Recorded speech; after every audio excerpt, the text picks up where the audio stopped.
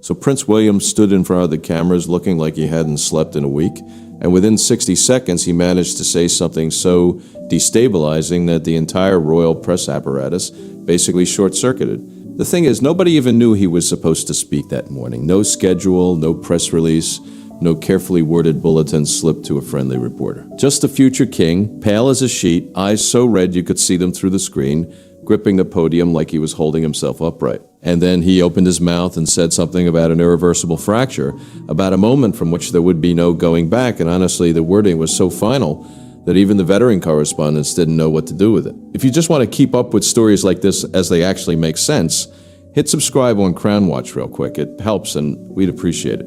What's wild is that Prince William didn't name anyone. He didn't have to. The way he spoke about betrayal, about truth being buried under years of protocol and duty, it was obvious he wasn't talking about some abstract institutional problem. He was talking about people inside the family. And the fact that Catherine wasn't mentioned at all, not once in the entire address, that's not an oversight, that's a deliberate omission that tells you she was either the one person he was trying to protect or the one person he couldn't bring himself to talk about yet. The aides had apparently been begging him to reconsider for hours before he walked out there. Senior royals had locked themselves in crisis meetings. But Prince William had already decided. Whatever he found, whatever pushed him to this point, it was bigger than the institution. That's what he kept coming back to. This wasn't about the crown anymore. It was about his truth. The timeline of how Prince William got to this moment is where things start getting really strange.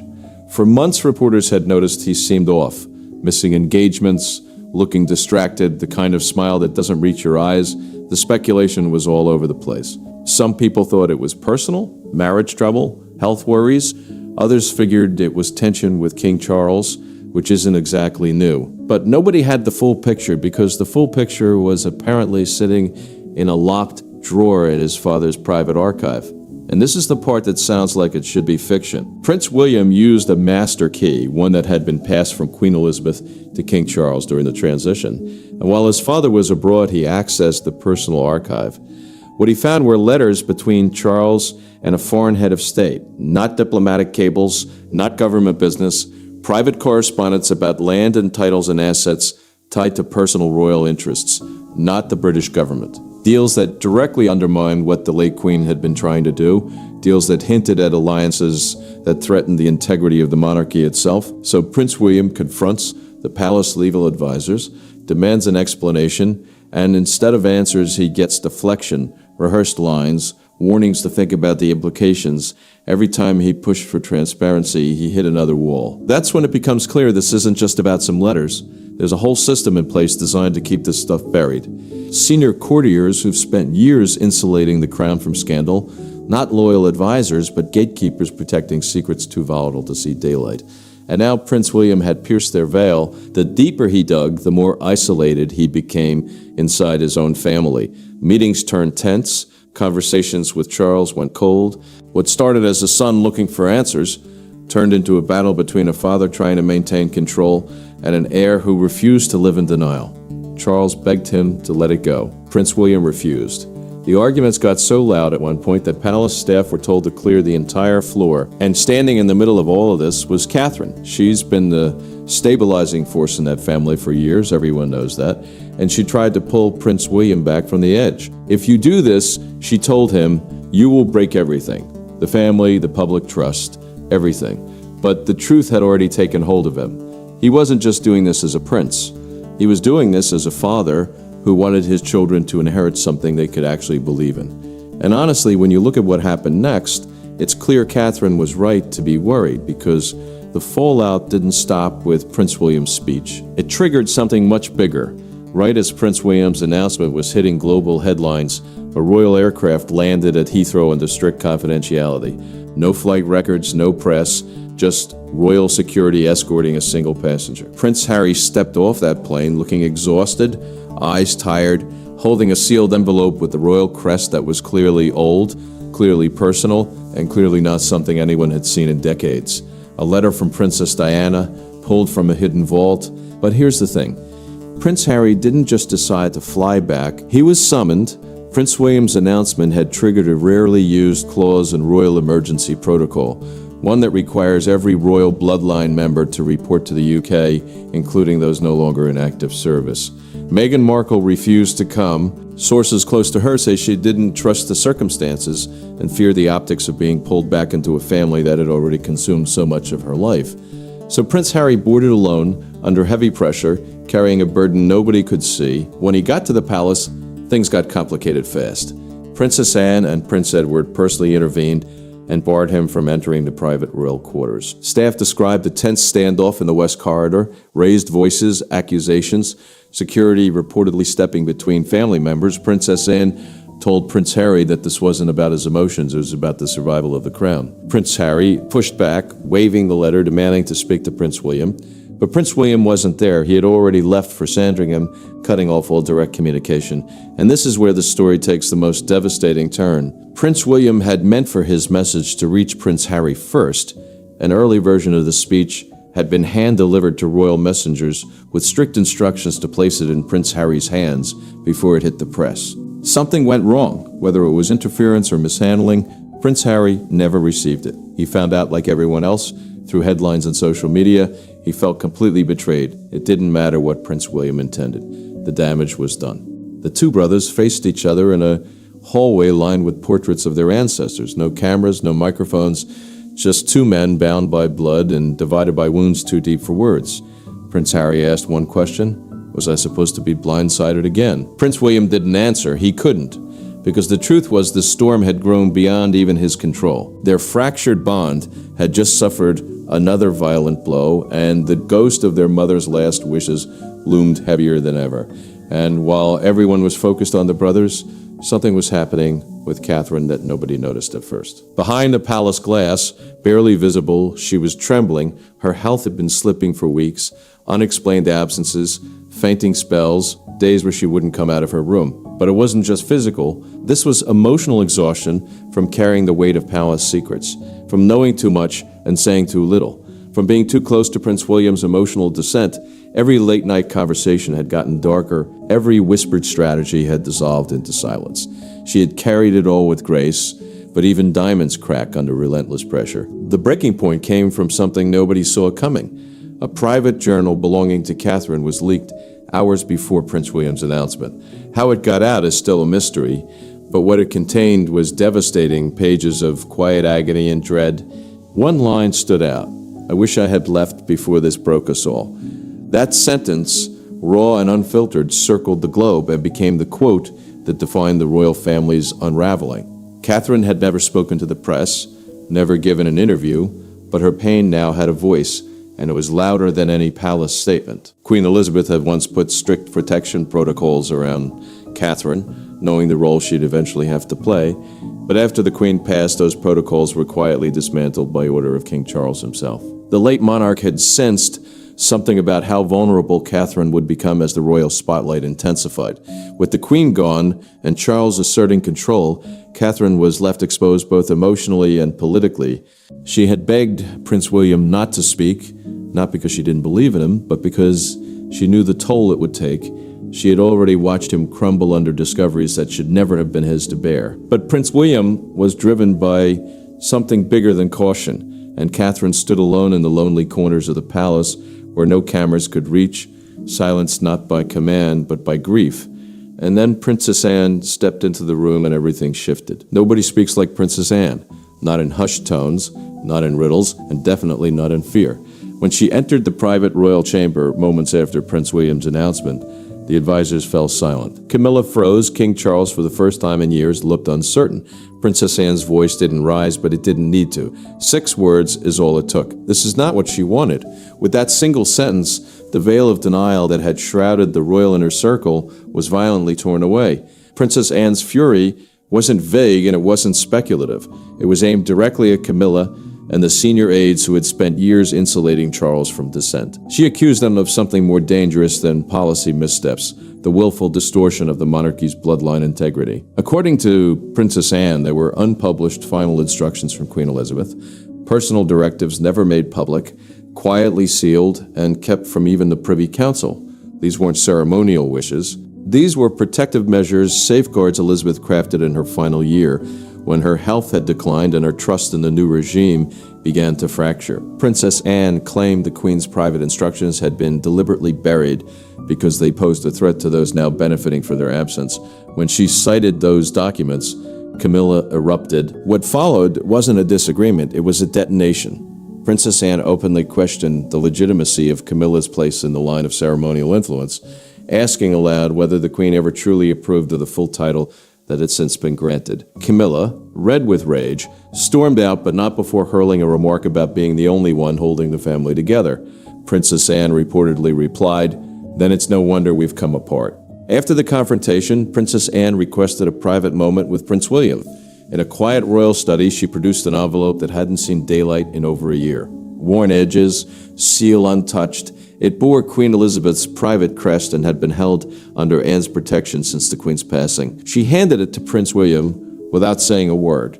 Inside were handwritten pages, emotional reflections, fears, and one chilling sentence that reportedly read, "If the weight becomes unbearable, trust only the blood." What Princess Anne had done wasn't a coup, it was a reckoning. She had drawn a hard line between duty and denial, between tradition and the modern mask that had distorted it. For Prince William, it was a rare moment of clarity in a storm of confusion. But clarity came with a price, because buried within Anne's revelations was a truth even Prince William hadn't been prepared to face. A truth involving someone so young and innocent that nobody had expected they'd become a weapon in this fight for the crown.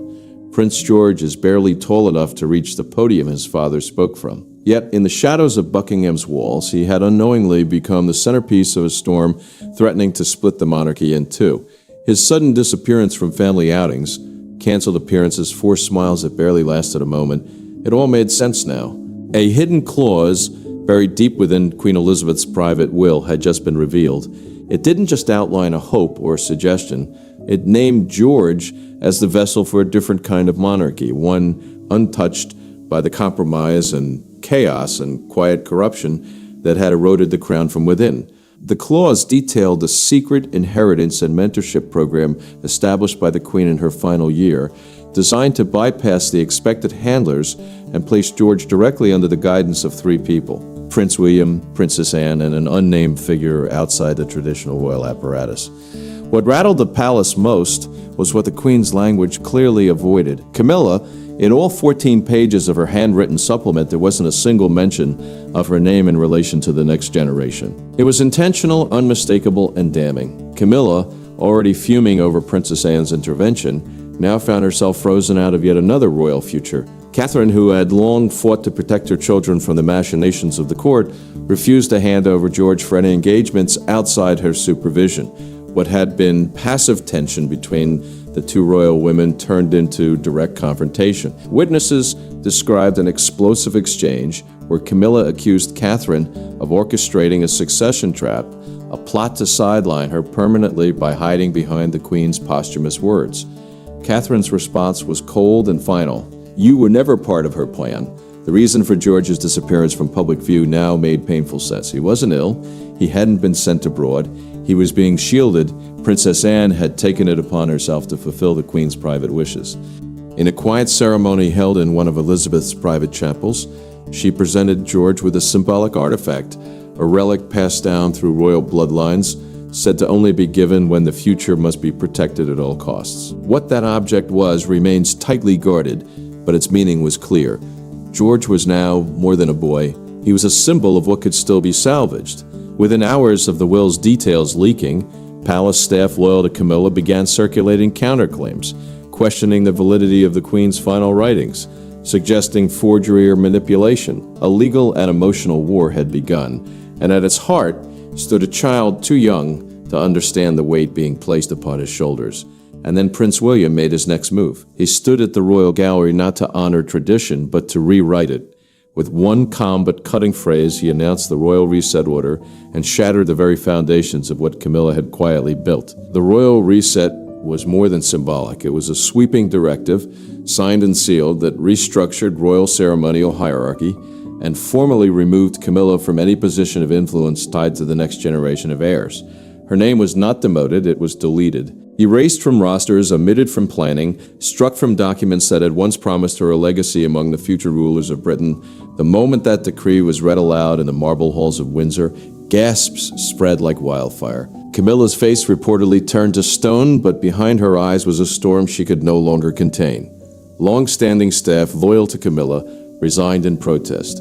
Some in silence, others slamming doors behind them, but just as many stayed and even more quietly applauded. For years, they had walked on eggshells, navigating a power structure that favored silence over truth. Now the power dynamic had flipped. Princess Anne, Prince Edward, and Catherine stood together, united against Camilla. Their alignment was subtle at first, a shared glance here, a nod there, but behind closed doors, their coordination had been meticulous. King Charles's silence was perhaps the loudest signal of all. He watched the fallout unfold from a private balcony. Not a word spoken, not a hand raised in defense. Whether from shock or guilt or tacit approval, nobody could say. But his refusal to intervene left Camilla completely exposed. A queen consort in name only, stripped of allies, and denied a legacy. Whatever power she had once claimed now slipped between her fingers. Camilla was escorted out of the East Palace wing by royal guards, her heels echoing on cold stone, her face streaked with tears. It wasn't exile, not yet, but it was the closest the monarchy had ever come to public repudiation of its own queen. And in the middle of all this chaos, someone pulled a broken, dust-covered tape from a locked royal storage unit that had once belonged to the queen herself. Nobody expected it to function. When the distorted audio hissed into life, the room froze. Princess Diana's voice, soft and deliberate and haunting, pierced through time like a final act of defiance. Never trust a crown that forgets its roots. In that sentence, every illusion Prince William still clung to collapsed. The recording was short but damning. Diana spoke not just as a mother, but as a woman surrounded by betrayal, hinting at forces within the palace who had manipulated her life and distorted her truth. She never named names, but her tone shifted when speaking of those she believed would one day shape her son's futures. One line stood out: "If they ever rewrite your place, know it started with her." For Prince William, there was no doubt who were referred to. He reportedly broke down upon hearing his mother's voice. He locked himself away for hours. The pain wasn't just in the message, it was in its timing. He had made his announcement, torn apart the institution's image, exiled Camilla from the royal future, but this voicemail was the final confirmation that every painful choice had been aligned with his mother's unspoken truth all along. He didn't keep it to himself. In a private moment, Prince William handed the tape to Princess Anne, trusting her to handle it not as a royal, but as his mother's fiercest defender. Later that evening, the recording was played in a quiet sitting room at Windsor. Present were George and Charlotte seated beside Princess Anne, who explained that what they were about to hear was not for the world, but for them, for their blood, for their future. As Diana's voice filled the room, history folded in on itself. A mother long gone had just reclaimed her place in a monarchy she was never allowed to shape. News of the voicemail leaked to the press. The public responded in a way not seen since Diana's funeral. Hashtags spread like wildfire. Vigils appeared overnight at palace gates. Candles burned for a woman the world never stopped mourning. Across generations, people wept not only for what had been lost, but for what had finally been heard. And then King Charles finally stepped forward. After days of deafening quiet, he addressed the nation, not wearing the mantle of a ruler, but carrying the unbearable weight of a father's regret. The nation expected a defense. What they got was a confession.